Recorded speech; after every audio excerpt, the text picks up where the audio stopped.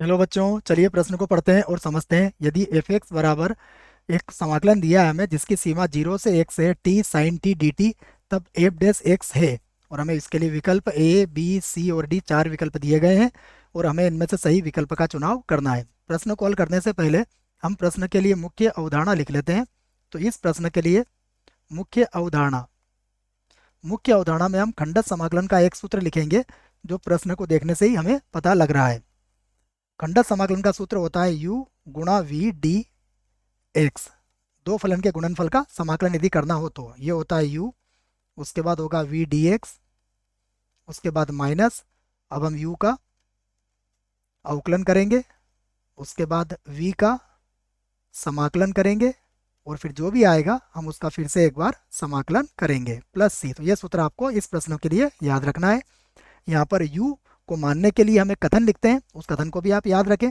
देखिए ये कथन होता है आई एल ए टी और ई, इसमें से जो पहले आएगा वो u होगा, जो बाद में आएगा वो v होगा। तो इसमें आई से हमारा तात्पर्य है प्रतिलोम त्रिकोणमितीय फलन, एल का मतलब होता है लघुगणकीय फलन, ए को समझेंगे आप बीजगणितीय फलन, टी का अर्थ होगा त्रिकोणमितीय फलन और ई का अर्थ होगा चरघातांकी फलन। तो आपको इसमें से जो पहले आएगा उसको u मानना है। अब मैं एक सूत्र और लिख देता हूँ। देखो जिस प्रकार समाकलन में हमने गुणा का सूत्र लिखा है, हमें अवकलन में भी गुणा का सूत्र याद होना चाहिए। तो मैं ये भी लिख देता हूँ डी बटा डी एक्स।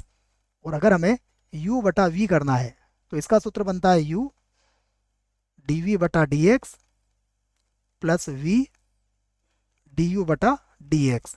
तो ये दोनों ही सूत्र का प्रयोग हम इस प्रश्न में करेंगे। आइए प्रश्न को लिखते हैं। तो प्रश्न हमें दिया गया है एफ एक्स के बराबर, एफ एक्स बराबर है, सीमा है इसकी 0 से 1, उसके बाद है टी साइन टी और डी टी। तो फिर से लिखूंगा मैं एफ एक्स बराबर, देखिए टी साइन टी है तो खंडत समाकलन यहाँ लगा सकते हैं। टी जो है वो बीजगणितीय फलन है और साइन जो है वो त्रिकोणमितीय फलन है, तो हम टी को ही यू मानेंगे। तो क्या होगा यहाँ पर, टी को तो हम वैसे ही लिखेंगे।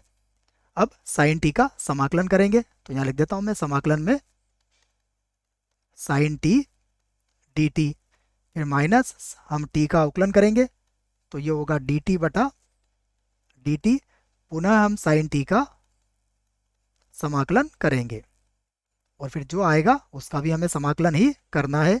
और अब सीमा जो है उसको मैं सभी के बाहर लिख देता हूँ। यहाँ पर सीमा कितनी है, 0 से 1 है। अब फिर से लिखेंगे हम एफ एक्स बराबर, तो यहाँ लिख लेता हूँ मैं एफ एक्स बराबर, सबसे पहले टी वैसे ही रहेगा, साइन टी का समाकलन होता है माइनस का कॉस टी, तो ये हो जाएगा माइनस का टी और यहाँ पर हो जाएगा कॉस टी।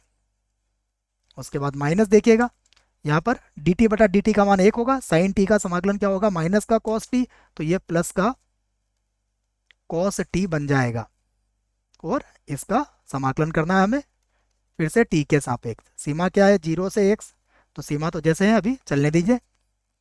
फिर से लिखेंगे एफ एक्स बराबर,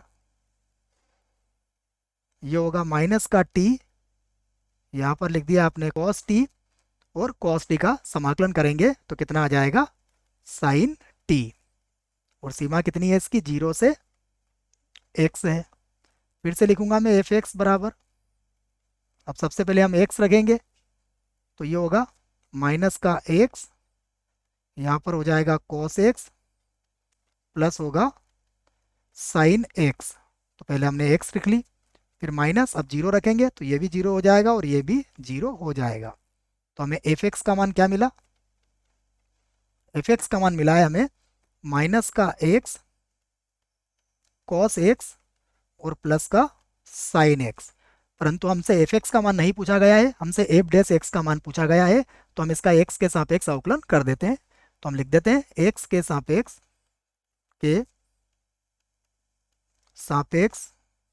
अवकलन करने पर, अवकलन करने पर एक्स के सापेक्ष इसका अवकलन कर देते हैं तो ये मिल जाएगा एफ डैश एक्स हो जाएगा। और यहाँ पर हम गुणा का सूत्र लगा देंगे। देखिए गुणा का सूत्र क्या कहता है, एक्स को तो हम वैसे ही छोड़ेंगे, कॉस एक्स का अवकलन करेंगे तो कॉस एक्स का अवकलन कितना होगा माइनस का साइन एक्स, उसके बाद प्लस, अब हम कॉस एक्स को वैसे ही छोड़ेंगे और उसके बाद एक्स का अवकलन करेंगे तो कितना आएगा 1।